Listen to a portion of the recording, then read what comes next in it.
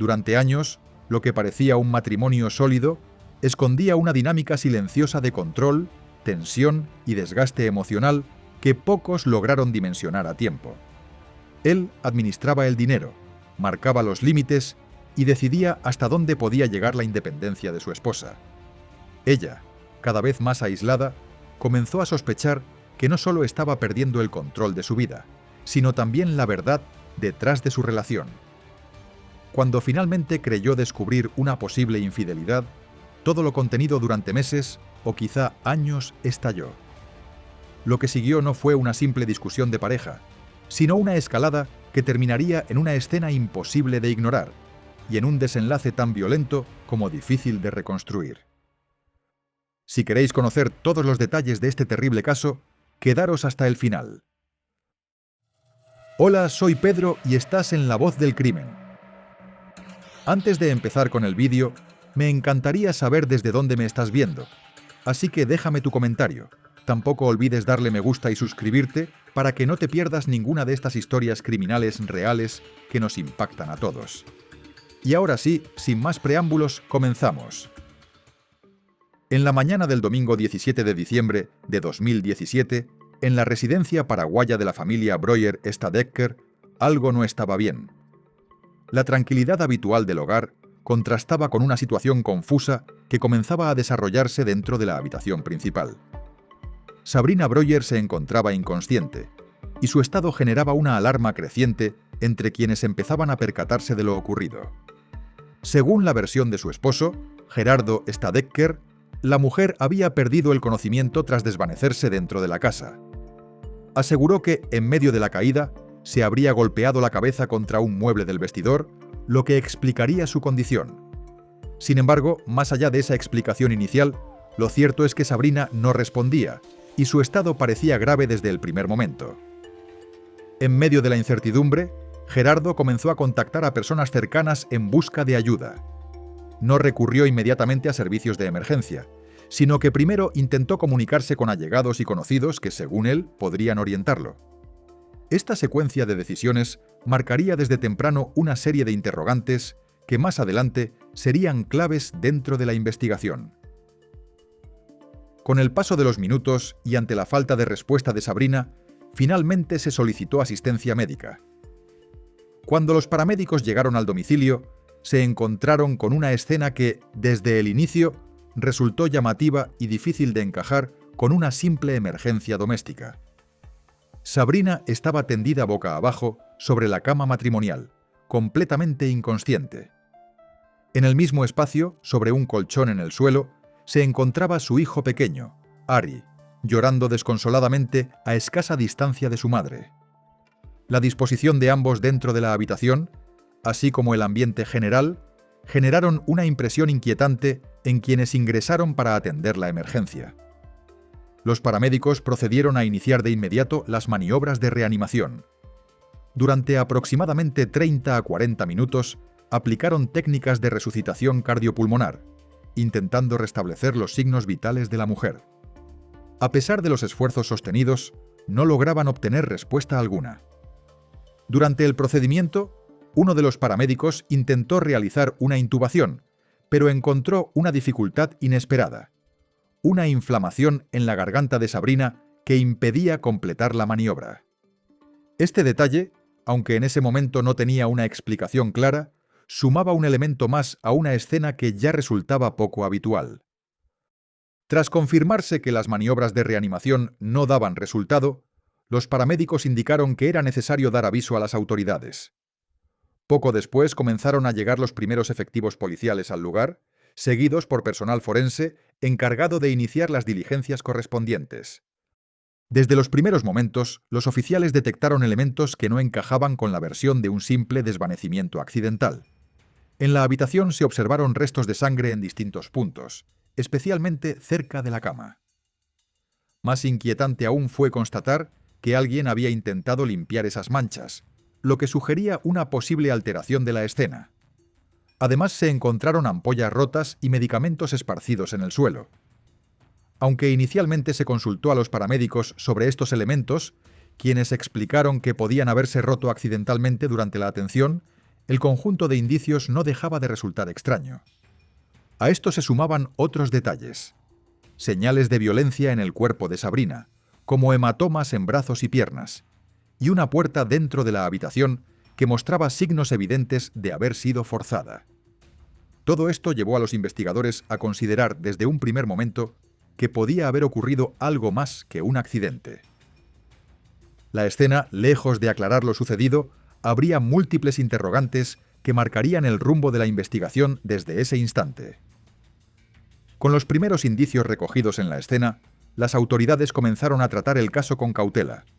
Aunque en ese momento no se podía establecer con certeza qué había ocurrido, los elementos encontrados dentro de la habitación eran suficientes para descartar, al menos de forma preliminar, una muerte completamente natural. Los investigadores observaron múltiples signos que sugerían la posibilidad de violencia previa al fallecimiento. Los hematomas en distintas partes del cuerpo de Sabrina, sumados a los restos de sangre y la aparente manipulación del lugar, generaban dudas razonables sobre la versión inicial ofrecida por su esposo. Además, la presencia de sustancias y elementos asociados al consumo de sustancias añadía otra capa de complejidad al caso. Mientras tanto, el cuerpo de Sabrina fue trasladado para la realización de la autopsia, una pieza clave para esclarecer las circunstancias de su muerte. Este procedimiento permitiría determinar si las lesiones observadas eran compatibles con un accidente, una condición médica o un posible acto violento. Al día siguiente del fallecimiento, el lunes 18 de diciembre de 2017, las autoridades tomaron una decisión contundente. Gerardo Stadeker fue detenido como principal sospechoso en la muerte de su esposa. La medida fue ordenada por una jueza, quien dispuso su reclusión preventiva mientras avanzaban las investigaciones. Desde el inicio, el empresario sostuvo su versión de los hechos. Afirmó que Sabrina había perdido el conocimiento tras un episodio relacionado con el consumo de sustancias, y que él había intentado ayudarla en cuanto se percató de la situación. Negó haber ejercido violencia contra ella y calificó su detención como un malentendido. En sus declaraciones, incluso llegó a sugerir que la causa del fallecimiento podría haber sido una sobredosis. Según su relato, la última vez que vio a su esposa consciente fue la noche anterior, y no fue sino hasta la mañana siguiente cuando la encontró inconsciente en el vestidor. Sin embargo, las autoridades mantenían reservas frente a esta versión. La existencia de lesiones físicas y otros elementos encontrados en la escena generaban dudas que no podían ser ignoradas. Como parte de las diligencias iniciales, se le practicaron pruebas toxicológicas que confirmaron la presencia de alcohol en su organismo. La detención marcó el inicio formal de un proceso judicial que, desde ese momento, comenzó a tomar forma en torno a la figura de Gerardo como principal implicado.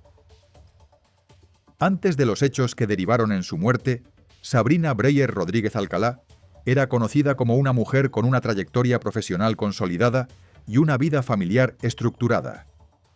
Nacida el 23 de septiembre de 1977 en Paraguay, creció en un entorno tradicional junto a sus padres y hermanos, dentro de una familia donde los valores tenían un peso importante. En el ámbito académico y laboral, Sabrina se destacó como abogada, especializándose en propiedad intelectual y derechos de autor. Con el tiempo, logró posicionarse como una profesional respetada dentro de su campo, lo que le permitió desarrollar una carrera estable y reconocida. En su vida personal, también tuvo experiencias importantes antes de su relación con Gerardo. Fue madre de 2 niñas, Astrid y Joaquina, fruto de relaciones anteriores. A pesar de que esos matrimonios no prosperaron, las separaciones se dieron en términos relativamente armoniosos, priorizando siempre el bienestar de las niñas. Para quienes la conocían, Sabrina era una mujer que valoraba tanto su desarrollo profesional como su rol dentro de la familia. Esa dualidad que buscaba equilibrar independencia y vida personal sería un elemento importante en las dinámicas que más adelante marcarían su relación de pareja. En el año 2012, Sabrina conoció a Gerardo, un hombre proveniente de una familia con fuerte presencia en el ámbito empresarial paraguayo. El vínculo entre ambos se desarrolló con rapidez. Lo que comenzó como una relación se transformó en convivencia en poco tiempo, y posteriormente en un compromiso formal. Para el año 2014, la pareja contrajo matrimonio, consolidando una nueva etapa en la vida de Sabrina. Sus hijas, Astrid y Joaquina, pasaron a formar parte de este nuevo núcleo familiar, que pronto se amplió con el nacimiento de Ari, el hijo en común de la pareja. Desde el exterior, la familia proyectaba una imagen de estabilidad y armonía. Compartían eventos familiares, celebraciones y momentos que incluso fueron reseñados en medios de comunicación. Todo parecía indicar que Sabrina había logrado reconstruir su vida personal junto a una nueva pareja y en un entorno aparentemente favorable. Sin embargo, mientras hacia afuera se mostraba una dinámica familiar sólida, internamente comenzaban a gestarse tensiones que con el tiempo irían tomando mayor relevancia. Con el paso de los años, la relación entre Sabrina y Gerardo comenzó a experimentar cambios progresivos. Las diferencias en sus formas de vida y expectativas generaron fricciones que se fueron intensificando con el tiempo. Uno de los aspectos que más marcó la dinámica de la pareja fue el comportamiento controlador de Gerardo. Según testimonios posteriores, utilizaba el control económico como una herramienta de presión, limitando el acceso de Sabrina a recursos financieros. En múltiples ocasiones, bloqueaba sus tarjetas de crédito o restringía el acceso a cuentas, lo que la dejaba en situaciones incómodas e incluso humillantes frente a terceros. Estos episodios no eran aislados. Personas cercanas a Sabrina relataron que este tipo de acciones se repetían con frecuencia, incluso durante viajes o actividades cotidianas. La situación evidenciaba una forma de control que iba más allá de simples desacuerdos de pareja. A esto se sumaban otros factores que agravaban el conflicto: discusiones constantes, dificultades de comunicación y el consumo de alcohol y sustancias psicotrópicas. Todo ello contribuía a un ambiente cada vez más tenso dentro del hogar.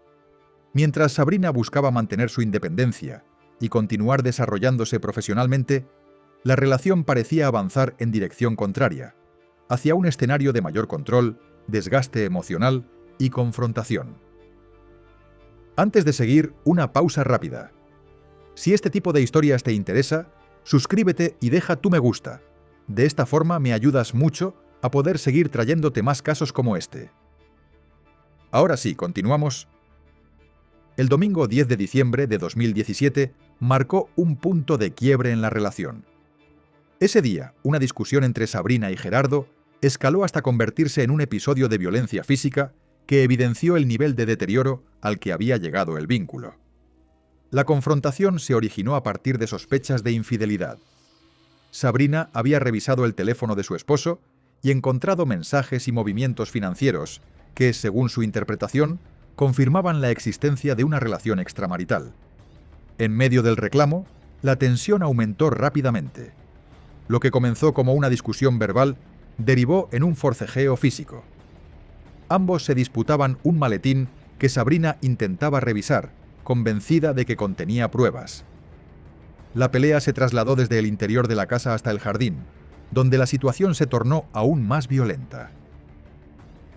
Gerardo la arrastró por el suelo, rodaron por unas escaleras y en medio del altercado, él la golpeó con un objeto contundente en la espalda. El episodio fue lo suficientemente grave como para que la policía acudiera al lugar, junto con personas cercanas a la pareja. A pesar de la magnitud de lo ocurrido y de las evidencias físicas del enfrentamiento, no se presentó una denuncia formal. El hecho quedó registrado como un incidente doméstico sin consecuencias legales inmediatas, pero dejó en evidencia una situación que ya había superado el ámbito de los conflictos habituales de pareja. Tras ese violento episodio, la relación entre Sabrina y Gerardo no se estabilizó. Por el contrario, entró en una fase de alta tensión emocional. En los días posteriores, ambos se distanciaron, y la comunicación entre ellos se volvió intermitente y cargada de reproches.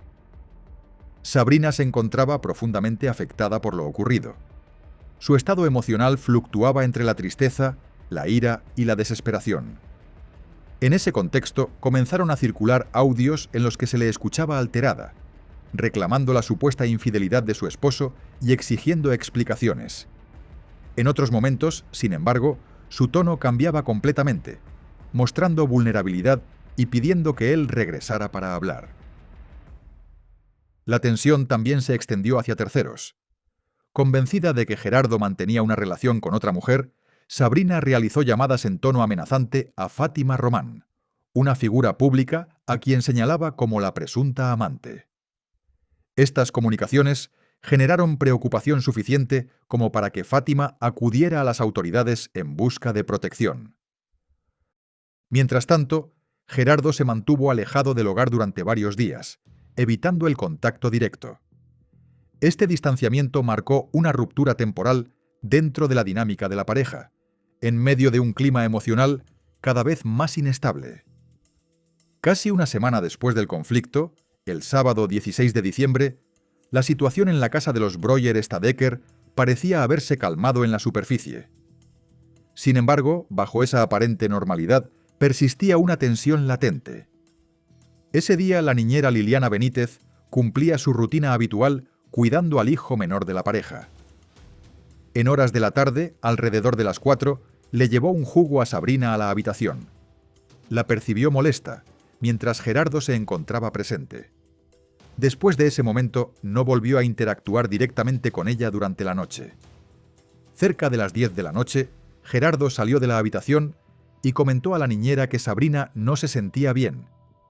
Poco después, Liliana se retiró a dormir junto al niño en otra habitación.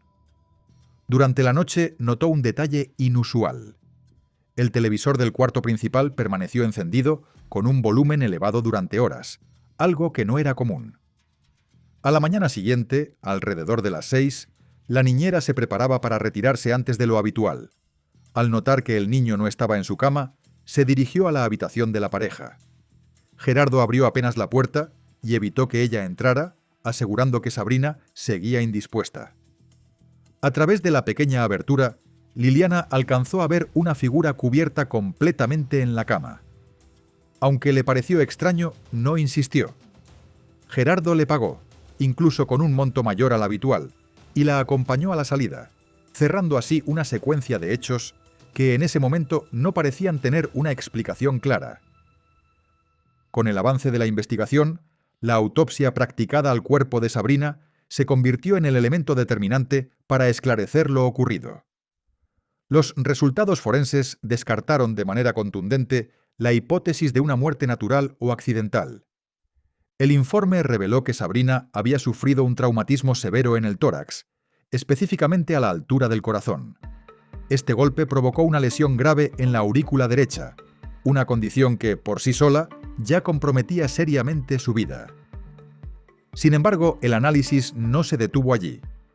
También se determinó que hubo presión sobre el cuello de la víctima, lo que ocasionó una asfixia mecánica. Esta acción aceleró el desenlace fatal. La evidencia de esta maniobra quedó reflejada en la fractura del hueso ioides, un indicador clave en casos de estrangulamiento.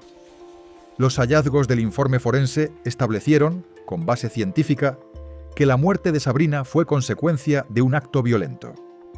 Este resultado no solo contradecía la versión inicial presentada por Gerardo, sino que redefinía completamente el rumbo del caso, orientándolo hacia un posible feminicidio. Los abogados del acusado sostuvieron que Sabrina tenía problemas con el consumo de sustancias y que, en un episodio de exceso, habría combinado alcohol con estupefacientes, provocando su propia muerte. Según esta línea argumental, Gerardo no tuvo responsabilidad alguna en el desenlace. Para reforzar esta versión, la defensa intentó cuestionar tanto el trabajo de la Fiscalía como los informes periciales. Señalaron supuestas irregularidades en la investigación e incluso insinuaron que el entorno cercano de Sabrina habría influido en la construcción del caso para perjudicar al empresario. No obstante, los informes forenses presentados por el Ministerio Público resultaban contundentes. Las lesiones descritas, particularmente el golpe en el tórax y la presión en el cuello, no eran compatibles con una sobredosis. A esto se sumaban otros elementos, los signos de violencia previa en el cuerpo y los indicios encontrados en la escena. Así, el proceso comenzó a coestructurarse en torno a dos versiones opuestas, una que apuntaba a un feminicidio y otra que intentaba sostener la idea de una muerte accidental derivada del consumo de sustancias. El juicio se extendió durante años, marcado por múltiples demoras, recursos legales y estrategias de ambas partes. Finalmente, el proceso oral permitió que se expusieran de manera detallada los elementos clave del caso. Durante las audiencias, declararon familiares, amigos, empleados domésticos, peritos y especialistas. Los testimonios fueron reconstruyendo no solo lo ocurrido en las horas previas a la muerte de Sabrina, sino también la dinámica de la relación de pareja en los años anteriores. Las amigas de Sabrina describieron un cambio progresivo en su comportamiento y hablaron de un entorno marcado por el control, la violencia económica y las tensiones constantes. Los empleados de la casa, por su parte, relataron discusiones frecuentes y situaciones incómodas que evidenciaban el deterioro del vínculo. Uno de los testimonios más relevantes fue el de la niñera, quien reconstruyó con precisión lo ocurrido la noche del 16 y la mañana del 17 de diciembre. Su relato coincidía con varios elementos observados posteriormente por los paramédicos, reforzando la consistencia de los hechos. En el ámbito pericial, el informe forense fue clave, pero también fue objeto de controversia. Mientras algunos expertos respaldaron la conclusión de una muerte violenta, otro perito presentó una interpretación distinta, alineada con la teoría de la defensa. Además, se realizaron pruebas específicas para determinar aspectos técnicos, como la capacidad física del acusado para causar las lesiones descritas. Cada elemento fue analizado en detalle, en un proceso que buscaba reconstruir con la mayor precisión posible lo sucedido. Después de casi 5 años desde la muerte de Sabrina, el proceso llegó a su etapa final. El 15 de diciembre de 2022, el tribunal emitió su veredicto tras analizar todas las pruebas, testimonios y peritajes presentados durante el juicio. Los jueces concluyeron de manera unánime que los argumentos de la defensa no eran sostenibles. Consideraron que las evidencias demostraban que Gerardo había ejercido violencia contra su esposa y que esa agresión fue la causa directa de su muerte. En consecuencia, fue condenado a 28 años de prisión por el delito de feminicidio. La sentencia representó, para el entorno cercano de Sabrina, un acto de justicia tras años de incertidumbre y un proceso judicial prolongado. La defensa apeló la decisión, pero las instancias superiores ratificaron tanto el veredicto como la condena. Finalmente, Gerardo fue trasladado a la penitenciaría para cumplir su pena. Sin embargo, el desenlace tuvo un último giro. Durante su tiempo en prisión, su estado de salud se deterioró gravemente. Fue diagnosticado con una enfermedad que avanzó rápidamente, y el 28 de diciembre de 2023 falleció. Con su muerte se cerró definitivamente el caso en el plano judicial. A pesar de las versiones enfrentadas que persistieron hasta el final, la resolución de los tribunales dejó establecido que Sabrina Breuer fue víctima de un hecho violento que terminó con su vida, marcando de forma irreversible a su entorno y a todos los involucrados. El caso deja al descubierto una dinámica que fue creciendo en silencio hasta volverse insostenible. El control económico, emocional y conductual ejercido dentro de la relación terminó marcando cada aspecto de la vida de Sabrina. Decisiones que parecían cotidianas, como restringirle el acceso al dinero, limitar su autonomía o imponer condiciones dentro del hogar, fueron construyendo un escenario desigual que con el tiempo se volvió asfixiante. En medio de ese entorno, la relación se deterioró al punto de que, mientras se sostenía una fachada familiar, también existían sospechas de vínculos fuera del matrimonio. El desenlace fue devastador, una vida perdida y 3 hijos enfrentando una ausencia irreparable, producto de una relación donde el poder terminó pesando más que el respeto. ¿Qué señales fueron ignoradas antes de llegar a este punto? ¿Hasta qué nivel puede escalar el control dentro de una relación sin que se intervenga a tiempo? ¿Se pudo evitar este desenlace si las primeras alertas hubieran sido tomadas en serio? Te leo en los comentarios. Gracias por acompañarme hasta el final de este caso. Si este contenido te conmovió, te invito a suscribirte, dejar tu me gusta y contarme en los comentarios desde dónde me estás viendo. Eso me ayuda muchísimo a seguir compartiendo historias reales que no deben ser olvidadas. Nos vemos en el próximo vídeo. Hasta pronto.